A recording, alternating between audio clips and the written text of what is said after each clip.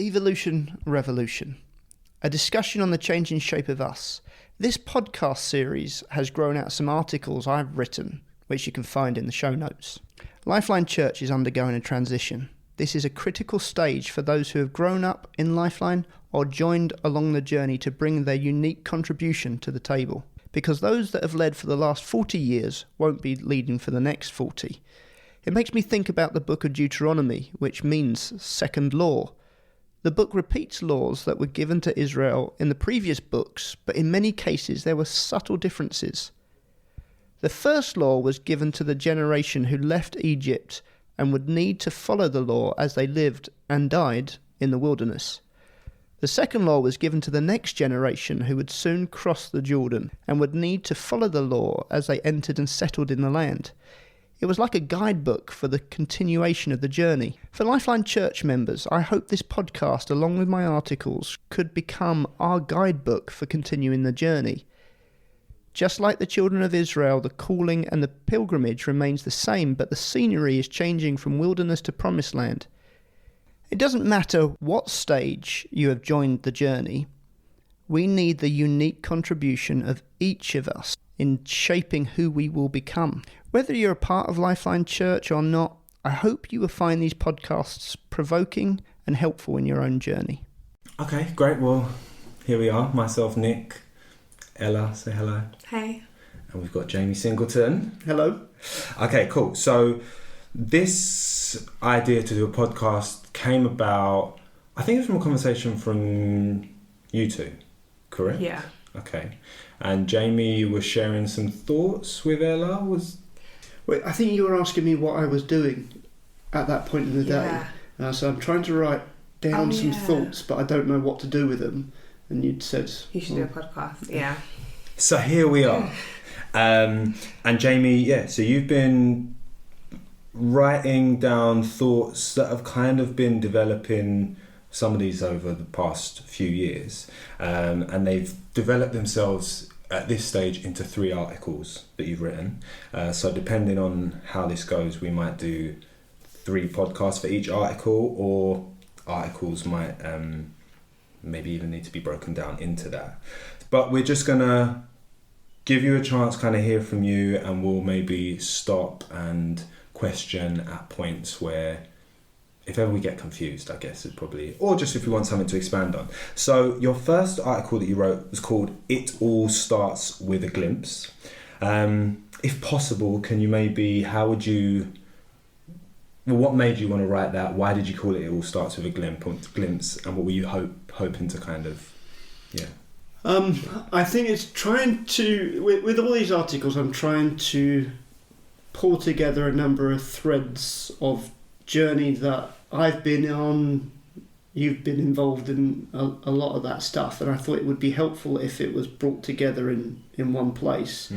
And a lot of the stuff that is on my mind at the moment really tracks back to this idea of it starts with a glimpse. And really the journey has started. I've been involved in leadership for a while, and I really feel that my call to serve God is expressed by my call to serve the particular leadership that I'm part of, and that's particularly John Singleton. So I'm saying to him, what is it on your heart, so that we can be part of the application of that? And so he's consistently said, I want to share the values that God's given me over these years.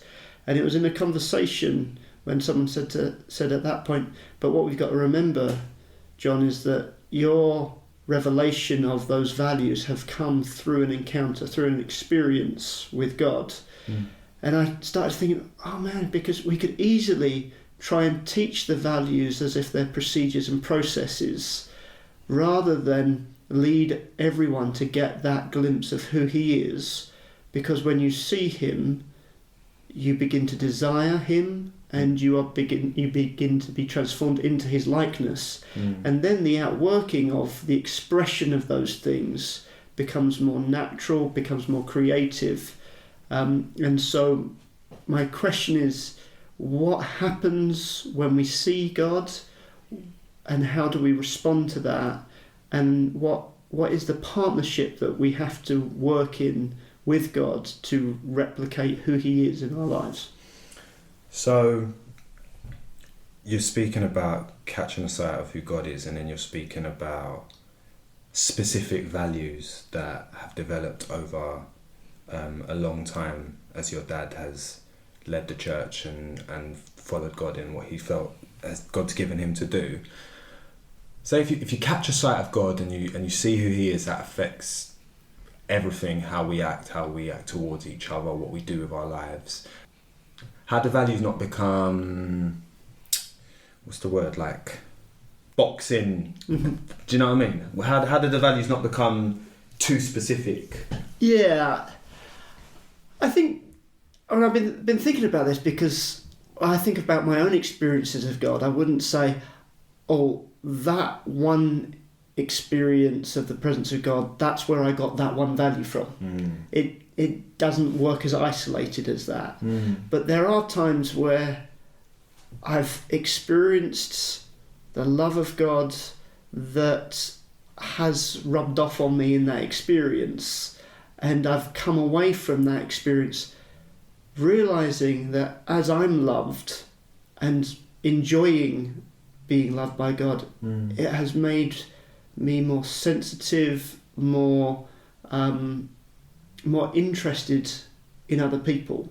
And so that value has worked out, not because I know what I should be doing, but because there is something that has been put inside that is finding its way out.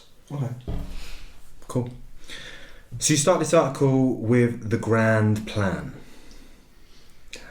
Could you sum that up for us? What do you mean by the grand plan? Yeah, so when we look in the Bible and see what was God's grand plan that He was always up to, right from the creation, and a lot of this is influenced by kind of John Piper's thoughts on God and His glory, that right from the beginning God's desire was to fill the earth with His glory. And trying to work out, okay, so glory is a very Christian term. We don't tend to use that on a daily basis. So the definition that I've found found is clearest is putting God's attributes on display. So God is glorified when we show what He's like. And so God's original plan was to create mankind in His image and tell them to multiply and fill the whole earth. And then when you're looking at other verses like Habakkuk 2:14, you're seeing the whole earth will be filled with the knowledge of the glory of God. And so the filling of the earth with His glory is not just this kind of mist that comes down. It's the very people that He created in His image, imaging Him wherever they are, putting His attributes on display wherever you are. And so obviously when mankind chose to sin, chose to put themselves on the throne, chose to make their identity of their own creation and not of who He's created us to be, we lost our ability to replicate who He was. We got warped and polluted, and so we couldn't point back to Him, and in fact we didn't want to point back to Him. And you even see in Romans 3:11 where it talks about no one searches for God, no one's seeking Him. There was nothing about me that wanted to point to Him. But when Christ came as the rescue plan to put us back on track, He broke that power of and the curse of sin that now allows us, by the infilling of the Spirit, to get back on track with His original plan, which is to show the world what He's like. And you see that in Matthew 5, that the world will see Him when they see us, the way that we love each other, and that comes from us being reconnected in relationship with Him to get back to our original purpose, which was to glorify Him. So then you talk about God's desire to be known. Can you expand on that for us a little bit? So if we are lost without that connection to Him, and He's designed us to be in connection with Him, it's therefore pretty expected that he wants to be found, he wants to be known. And he makes that very clear. Jesus talks about, come to me who are weary and burdened, I'll give you rest. When he's talking to the woman at the well, he's saying, I am he who you're talking about. That God is, and Jesus is constantly putting a big neon sign over himself to say, this is where you need to come. This is where you need to be. And I think there's that God will be a self-promoter. He will talk about his glory. He will draw us. That's because he is the answer to everything that we need. If I was to be saying, I'm the answer to everything you need, it would seem arrogant. And quite right, it is arrogant and deluded. But when he is the answer to everything, so imagine you're with your doctor friend and you've gone for a meal out at a restaurant and someone starts choking and the panic kicks in and someone's screaming, is there a doctor there? Is anyone a doctor? And your friend is saying, I don't really want to big myself up. I am a doctor, but we're all special, aren't we? You wouldn't be saying, oh, that guy's really humble. You'd say, that is neglect. That's criminal, what you're doing. You have the solution for what is needed. You need to highlight that. And that's what God's doing all the time. Come to me. I've got what you need. And he's made himself clear. And one of the particular verses that we've used a lot as a church is the Revelations 3:20. Here I am, I stand at the door and knock. If anyone hears my voice and opens the door, I will come in and eat with that person and they with me. And to live as if that's true, that he's at the door, like God of all creation is waiting for me to answer the door. The one that put the stars in the sky, that designed light, is at my door waiting for me. If we got that revelation, it's completely overwhelming. But that he is still committed to his original plan, that even a messed up person like me, he wants to work in partnership with for his overall purpose of filling the earth with his glory. And so when we talk about catching a sight of God, that could be quite confusing language for people. So what do you actually mean when you say catching a sight of God? Yeah, I mean, with all language, there's always a limit to what we can communicate. What I mean, it's more than a head knowledge. There's something that is like a total response. There's everything in me responds to him. That I can fill my head with knowledge. I wouldn't refer to that as a catch a sight. Catch a sight of God is something that elicits a response from me. So the best example that I've often come across was when my first child was born. Just 2 weeks before that, a friend of mine bought me a nasal aspirator, which in layman's terms was a snot sucker. You put one end on the child's nostril, you put the other in your mouth and you suck the snot out. I thought it was the grossest thing I'd ever heard of. I found it offensive. We're not parents, so it does sound pretty disgusting. Yeah, I literally just saw a video of that just before you came. Like, what, a parent? Yeah, I was like, what are the chances? I mean, well, I've met parents that don't actually have the aspirator, that it's the mouth cupping over the nose and just sucking it straight into. Lovely. So I received this gift and I was appalled, offended. I put it in the drawer and forgot about it. But 2 weeks later, my son was born, and I'm watching him, and I'm delighting in him, and I can hear his breathing. Something's obstructing his nasal passage. I thought, oh, I've got something for this. I ran straight to that drawer, grabbed that thing, and sucked that bad boy straight out of his nose. What had happened? What was the difference between those 2 weeks? I had caught sight of my son. I'd seen him, and now something that was offensive became entirely appropriate. And I've used this example when I've talked to people that have said, I don't really like this dancing in worship. It just seems a bit odd to me. And I said, because you've not seen him yet. if you see him, it becomes wholly appropriate. So that's what I mean by a catching a sight. And John Piper says, if all you have is a decision for Christ, but not a delight in Christ, you don't have Christ. And we can hear that as a kind of condemning thing of, I'm so bad, I've not actually got him. But I see it as a positive thing. There's an invitation to delight in him. And I believe that's the invitation, where he's standing at the door and knocking. It's because he wants to show us who he truly is.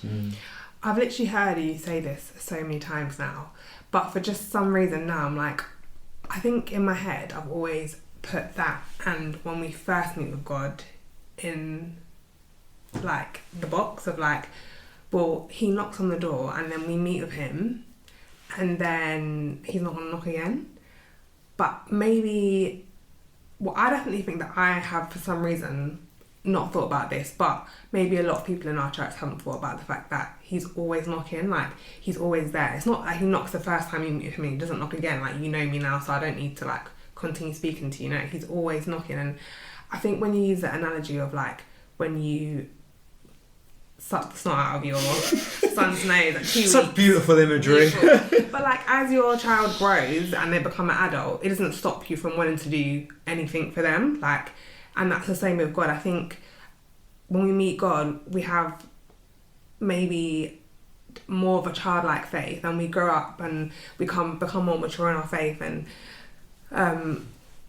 our relationship with God deepens and changes. But then sometimes we forget that God will still do anything for us. Like he sent his son to die for us, and he would do that again. And it's the same way with your parents on earth. Like your relationship changes with them. They're not going to necessarily suck snot out of your nose at 22. But like if you're in a situation where you're in dire need, they're going to do whatever it takes. And I think even though I heard you say that for months, for some reason I just realised that now. Yeah.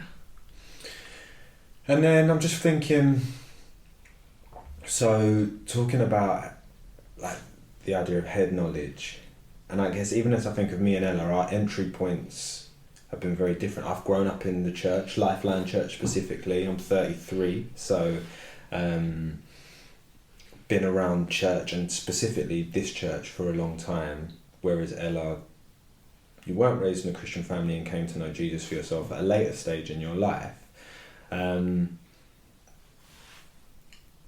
Sometimes the challenge I find is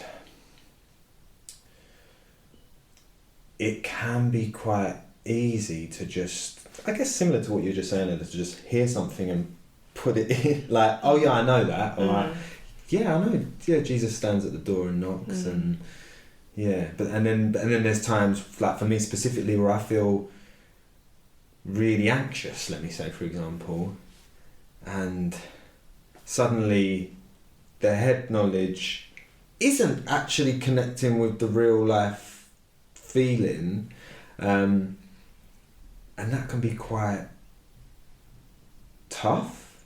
And I'm thinking we're quite involved with the young people in the church. I think some of them would have an idea of head knowledge and would probably be able to give some sort of answer of like who Jesus is, what that means, what he's done. But there's still maybe a level of, for some, disconnect from how life looks on a day-to-day basis. What would you say to that? Yeah, I think that the delighting aspect, that I don't want to be satisfied with someone just knowing about. I want it to be a joy. I want it to elicit a full, total response, and that looks different for different people. But I think that's what God has laid his life down for. And there's that bit in Jeremiah 31:33, no longer will they teach their neighbours and say to one another, know the Lord, because they will all know me from the least to the greatest. I think that's such a promise, that my expectation is God is standing at the young people's doors, each of them, and I don't want to be satisfied with just a well-behaved, God-smart, moralistic group of young people. I want them to see him, because otherwise you feel like you've got a police behaviour all of the time, and I think that's not what God's designed. So what do I say? You share out of your experience. You long, you pray for that young person. It always feels so inadequate. It doesn't feel like enough. And that's where we got to come back to, oh God, this is what you're up to, what you want to do, and it's not all on me and my ability to convince someone to do something. And again, I communicate so much better when I'm experiencing and enjoying him. When I've run out, when I'm running dry, I'm much more, you should do this, you should try harder. And I give this kind of image of a disappointed God that's shaking his head and tutting. But that's because I've lost sight of who he is, and I need a fresh glimpse of who he is. In this, we're talking about like catching a glimpse of God, catching a sight of God, and also we're talking about catching a sight of the vision that God gave to John, and that you decided this is the vision that I'm going to come under. And I suppose that you both made that decision because you both grew up in the church, but then you made that conscious decision, this is the vision that I believe I want to follow. Can you like remember what it specifically was that made you think, oh yes, this is what God has for me, like this is the vision that I need to continue to pursue? That's a good question. It's a great question. Thanks. You want to go first? What it was for you? I think growing up in this church, there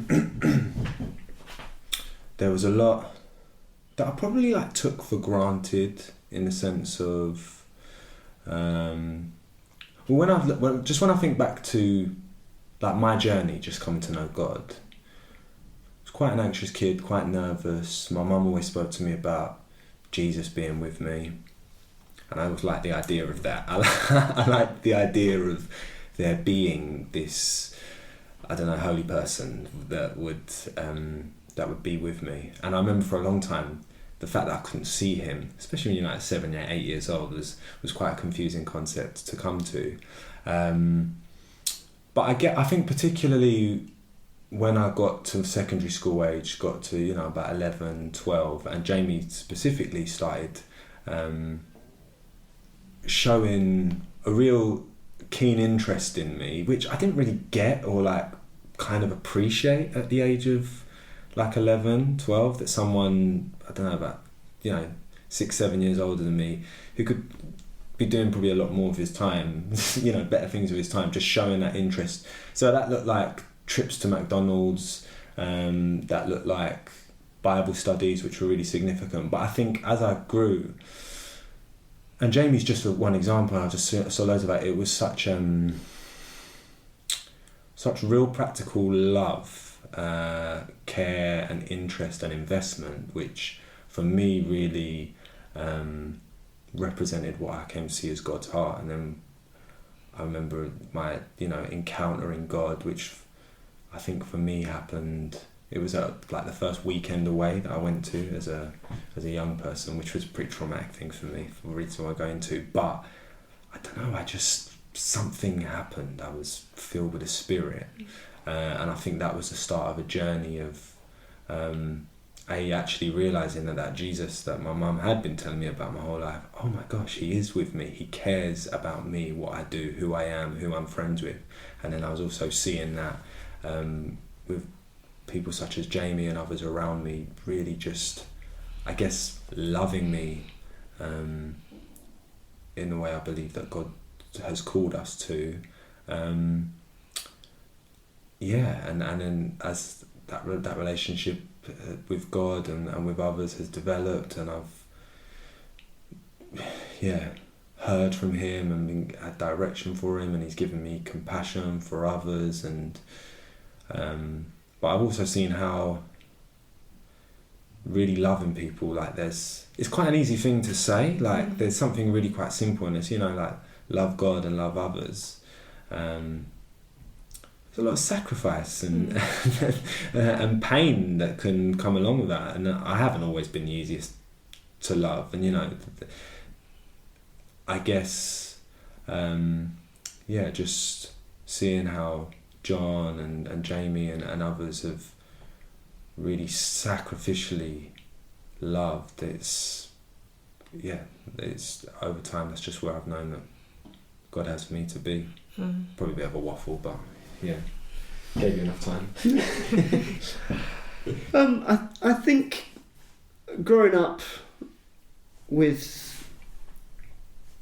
the house that I did with my dad as the leader of the church gave me opportunity to kind of watch and experience what was on his heart and how that was being expressed. And I remember when there was a point where he invited me to start doing a Bible study with him, and then he invited me to help him start preparing for a Sunday morning message. And then as I was developing my own skills and communication, and particularly practicing within the youth setting, there was more I was able to contribute, but that was matched with a growing heart for the things that he described, and would begin to say, so why are you bringing this message? What do you see? And he'd talk about what he felt God had for us as a church. And then I'd see that echoed in conversations that he was having, people that were around our dinner table, listening to those conversations. And then getting older again, would go on trips with him and watch that heart being expressed. And there was something that I saw that just struck a chord with what I was personally experiencing in my relationship with God. I thought, this is what I want to be part of. And I found an opportunity within this sphere to express what God's showing me, and I feel supported in that pursuit of God, the understanding, and the things that particularly my dad or other leaders would have talked about as these values. You begin to experience them and see them like, yes, they are real, and they are the way God's designed us to live. And in those times where you feel empowered to live the very things. So if we're talking about acceptance, that you can follow the theory, but then there's a point where that person that's really annoying, that suddenly there's something in you that wants to spend time with them, wants to be around them, wants to and those things that would be the barrier before, they're not so insurmountable anymore. As Nick says, sometimes there's still a cost, but there's a love that mobilises you and carries you over what is difficult. Can you chat to us a little bit about deconstructing and reconstructing? Yeah. So we actually had a crack at a series which we called the Normal Radical, where we looked back over, I think it must have been about 35 years of the existence of LifeLine Church, and we wanted to see that the next generation and the people that God was joining to us were able to not just appreciate the practical outworking of the values, but the values themselves, because there's always a danger you can get a bit stuck in this is the way that things are done here, and you forget the why. What is the why behind that? And I've often heard the story about the the mother who was putting a roast, was about to roast a chicken in the oven. She cut the legs off and put the legs on top of the bird and pushed it into the oven. And her daughter said, "Mummy, why are you doing that?" And she stopped and thought, like, "Oh, I don't know, I've just always seen my mother do that." And so she called the grandmother and said, "Why did we cut the legs off and put them on top of the bird?" And she said, "I used to do that because I had a small oven. Why the heck are you doing it?" And it was a very relevant thing to do when you had a small oven. When you've got a larger oven, it's no longer relevant. The principle of you should cook a chicken before you eat it is still carried through, but how you put the bird in the oven needs to be changed. And so for us as we've gone through technological changes, cultural changes, there have been ways that we need to update our expression of our values to make them relevant today, because expressing a value in an irrelevant way actually undermines the very value itself. And so it has to keep changing. And so using the phrasing of, we're looking to deconstruct current expressions of our values so that we can get back to what is the value that we've got here, and now how does that look in a new setting? So, for instance, during COVID, well, we believe in community, and we've always expressed a close community as being in each other's houses. Well, we're in a point now where we couldn't easily do that. So what is an appropriate way to express that value? So we've got to realise, okay, the way that we have done it might not be relevant right now. So how do we still communicate this value? So we want to get back to the love of the thing that God has shown us because it's in his very nature. Find a way of doing that. Cool. So just as we come to conclude, could you maybe talk to us a little bit about Holy Spirit transformation over behaviour modification? And then we'll wrap this one up. Okay.